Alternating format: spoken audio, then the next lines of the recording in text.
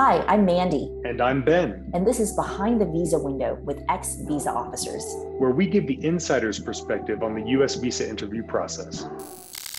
Hey guys, welcome back to our podcast, Behind the Visa Window with ex-visa officers. We are your hosts, Ben and Mandy, and we're excited to talk about this topic that we've prepared for you today. Also, I hope everyone is staying safe. It's a crazy time out there in the world. The Omicron variant is kind of just letting loose all over the United States. So wherever you are in the world, it's the holidays here in the US. We just hope that you're staying safe, you're, enjoying time with your family. It's such a strange time, I think, for everybody to be cooped up. And, for some of you who are getting prepared to come to the United States, I think our topic today will be of extra significance to you and hopefully help you on your way. The topic that we're going to be talking about today is student visa refusals. So, a large part of our audience, our viewers, our listeners of this podcast are people who are applying for student visas, or perhaps they've applied before and they did not succeed. They were denied. And so we wanted to focus today specifically on F1 visa refusals because, we want to help you succeed. I think if you're someone who wants to go study in the United States, it takes so much courage to make these plans, to, travel across the world, pretty much start a whole new chapter of your life where you're learning new things, both in the classroom and outside of it. And it can be a devastating results when you go in for your visa interview and you realize that your plans are not going to happen. At least it's not going to happen until you get that visa approved. And so right now is a special time because if you're going to the US, winter quarter is about to start in January, or spring semester, depending on what type of system you're on. And a lot of students who are applying right now are students who have previously had visa refusals. And student visa refusals are a little bit special. They're not just like any other type of visa refusal. Every type of visa has its own special type of refusal, as Ben and I know, being former visa officers. We officers look at them a certain way. We have certain questions that we ask. And so if this is you and you're looking for help, you're watching our YouTube for sort of insights, you're not alone, and don't give up hope. It is still possible to get that visa approved with the help of the experts. And so, Ben, you and I talk about this all the time. I feel like, what is the most important thing that someone who has been denied a student visa, what is the most important thing that they should get ready for their next visa interview? You need to know why you possibly got refused the first time.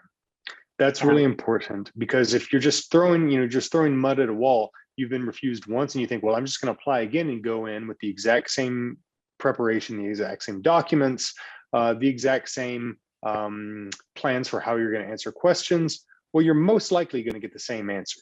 There's the chance something could turn out differently. I'm sure many people know somebody else who got refused and went a few weeks later, got refused again, went a few weeks later, and they got their visa issued and they didn't really change anything. That is not the norm, though. Usually you have to have some change to your strategy, right?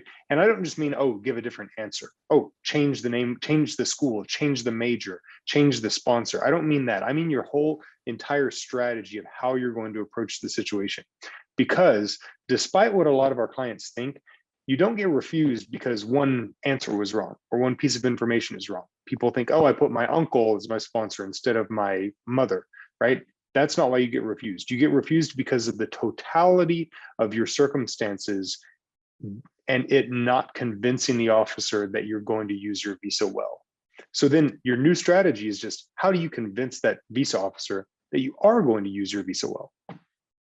Yeah, I really love that, Ben. And I actually have it written down in my notes right here that, if you're someone listening to us, you're in this situation, you do not know why your visa was refused. You might think you might have a guess or an idea, or perhaps somebody else told you why they think your visa was refused. But you need to ignore all of that because you do not know why your visa was refused. The only people who know why your visa was refused was the consular officer, the visa officer who made that decision.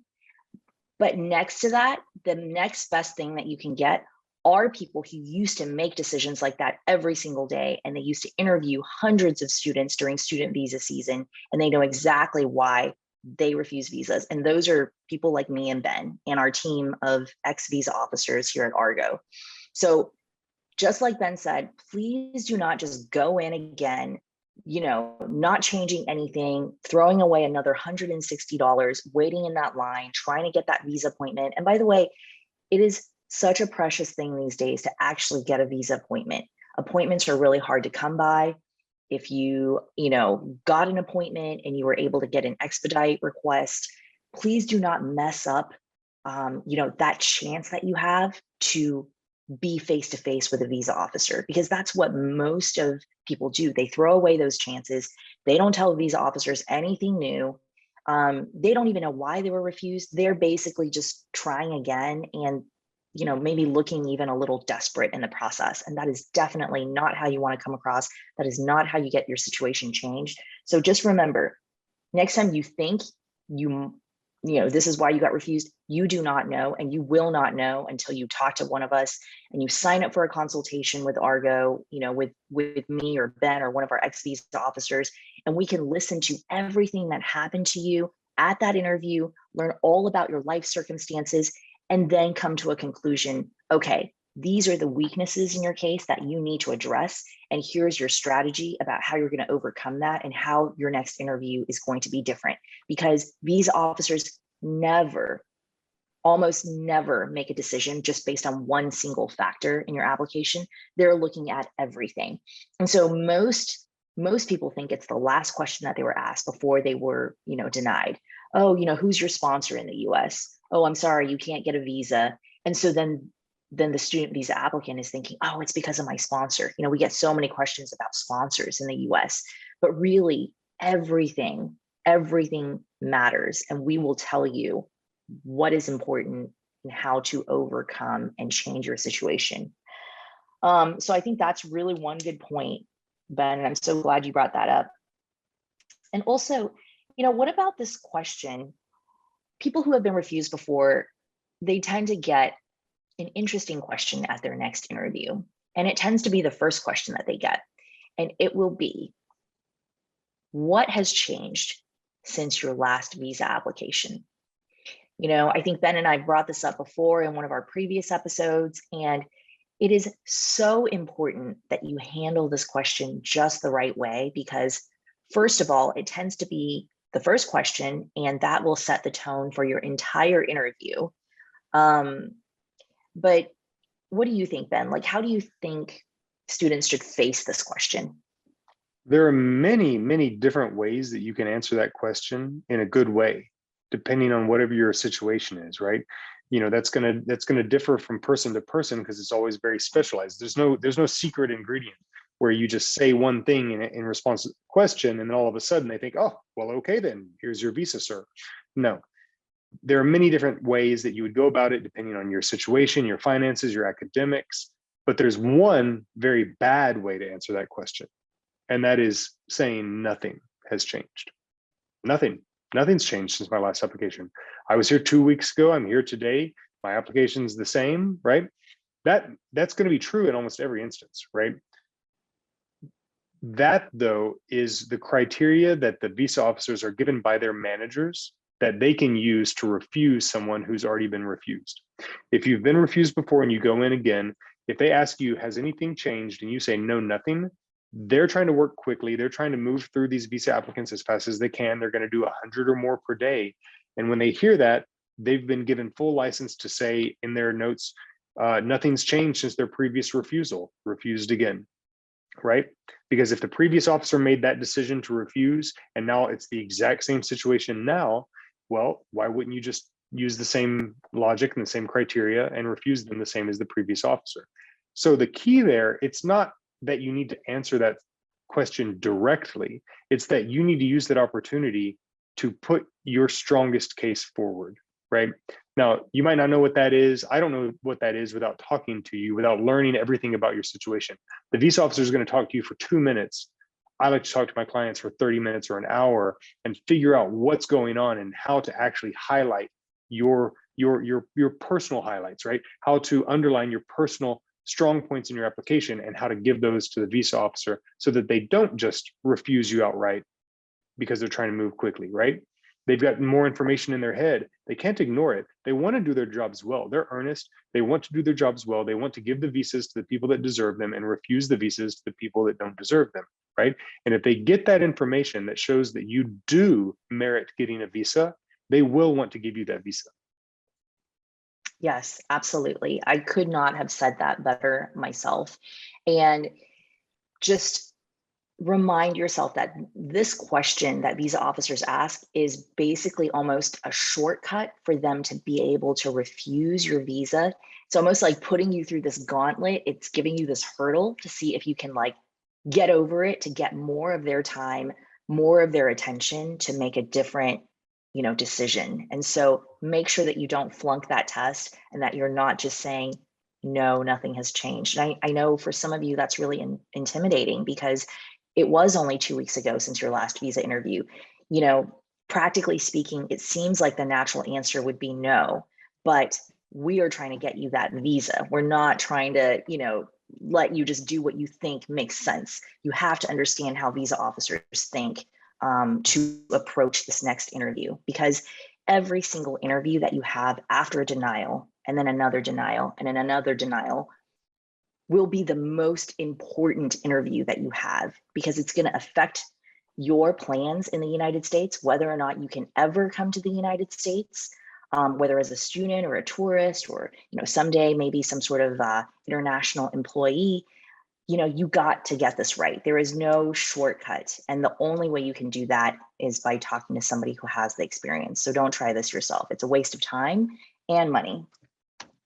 Okay, so this other thing I thought was really important for us to highlight, Ben. When do you think our expertise, the expertise of ex-visa officers, when is it the most helpful for someone? The most helpful. Well, it's a difficult question because once people have been refused, they need their expertise more than anything, because there's really no one else that can guide you through that process after you've been refused, right? No one else out there has who's advising people in their visa interviews has ever worked in an embassy, has ever in a local staff capacity, or as a visa officer. They don't know what's going into these decisions. Even if, and people claim that they have this information, but they do not, right? The embassies are airtight. There's no one sharing information. Some visa agents claim that they can talk to the embassy and ask them, and they'll be told why you were refused your visa. Even if they received the meaning why you were refused, they wouldn't know how to interpret that. They don't know what that means. They don't know how to counter that and how to put other information in front of them that is contrary to that information that will get your visa issued, right?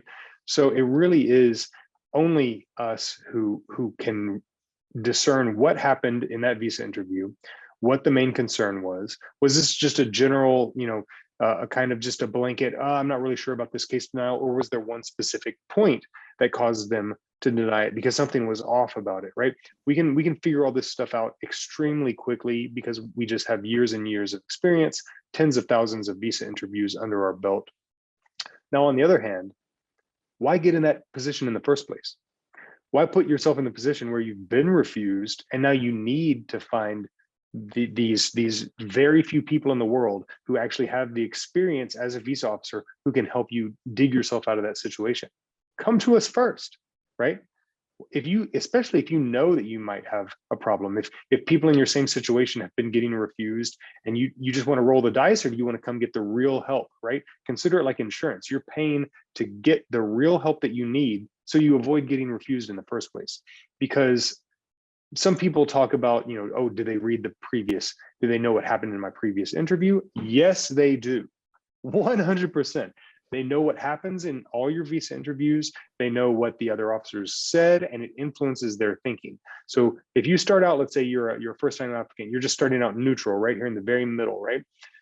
Once you've been refused, you go into your next visa interview.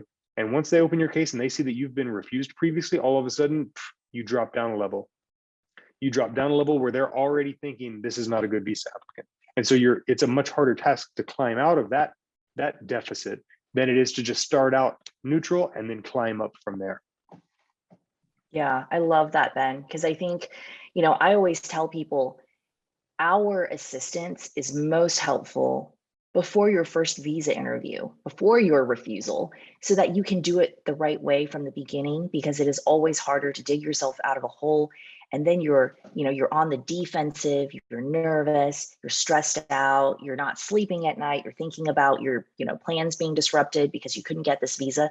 And like, why go through all that if you don't have to, And so I think, the best thing to do is make sure you're getting, the expert help that you need before this happens. I almost think of us as being like insurance, being sort of the people in your corner, helping watch out for you, helping you realize, certain red flags, things that you have to be prepared to talk about. Because if you're not prepared to talk about it and you have those very few precious moments in front of a visa officer, things can get really screwed up for your situation, and we don't want that to happen to you.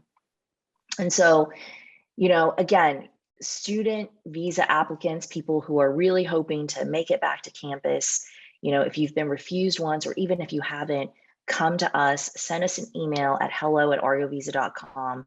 We can share with you how we can help you to make sure that you're doing it right from the very beginning. Or if you've been denied, we can help you, get out of that situation. I will say, we have gotten a lot more attention over the past few months, whether you're a fan of our YouTube channel or you're a part of our private Facebook group where people are always sharing about their situations and recent visa interviews. Just thank you guys so much for, spending your time with us, listening to our podcast, watching our YouTube videos. We would not get to be here doing this thing that we love doing if it weren't for you. And I know it's a time when people celebrate being together. And I just want to tell you that, we appreciate you so much, and we're thankful for you and for, your attention and listening to us. I do want to mention one thing, being in our Facebook group all the time, I'm constantly reading people's comments. Somebody had a really interesting comment this time, which is, it's interesting that Mandy and Ben are so nice, in these videos and during consultations. And yet it's weird to think that at one point they were the people behind the visa window, denying people and saying, no, like you don't get your visa, and being very curt and short with people. And I actually thought that was a really insightful comment, but I do want to address it because I think it's important to understand where we're coming from. When you were a visa officer, you have such limited time to spend with each person standing in front of you. It's not like Ben and I now where, we have a whole hour to spend with you talking about your life, talking about your dreams, your plans, your hopes for the United States. We have maybe 2 minutes, 3 minutes, sometimes less. And that makes it really difficult for us to really connect with you. And, I think, I don't want to speak for you, Ben, but I feel so much gratification from doing what we're doing now, which is really being able to help and spend time with you and really helping you figure out the nuances and how you can get better at this like very complicated process. And I just want to say that, when we were visa officers, we didn't have that time. It wasn't because we didn't want to. And I think that every single visa officer, behind that window, most of them, they want to do the right thing and they're earnest and they want to do a good job, but they are not in the right circumstances to be able to talk to you the way that we are. And, I'm so glad that what we're doing is helping people. We get great feedback every single day talking about how you got your visas because of us after a consultation, or how, we really made you see things in a new way that you had never thought about before, and how our advice was the first useful piece of advice that you've gotten after talking to, tons of people and researching on the internet. And we want to continue that into the new year. We want to continue this conversation. We want to continue helping you out. And so, again, thank you for all of your comments, your emails, even if they're complaints, because they help us become better and we want to hear from you. So send us your testimonials, how you felt after a consultation, send us your complaints and how we can do better. Tell us at hello@argovisa.com or join our private Facebook group and you can message us. I read all of the comments, Ben reads all of the comments, and we really try to do our best by you. And so we just want to thank you for your trust. And one other thing I want to mention is, if you're about to start school in January and you still are, about to go in for your visa interview, make sure you work with us, okay? Do this for yourself. It's an investment in your future, in your peace of mind, in your own confidence, in believing in yourself. So come to us before you go into that interview, and time is getting, tight. Like there's not a whole lot of time before you go in for your visa interview and before you're about to start school. So if this is you, email us at hello, sign up for a consultation straight on our platform, argovisa.com, and we're happy to help you. And we're actually going to make ourselves as available as possible over the holiday so that we can talk to you, help you not make any mistakes, because this is a high stakes interview and we want you to get the information you need so you can be successful. Definitely. Absolutely. Get in touch with us. Let us help you. Thank you guys so much. I hope you have a wonderful holiday season. Happy New Year. I hope 2022 will be the best year yet. And, we hope to hear from you, and we'll be back after the holidays with more content and more podcasts. So stay tuned. See you in 2022. Bye, guys.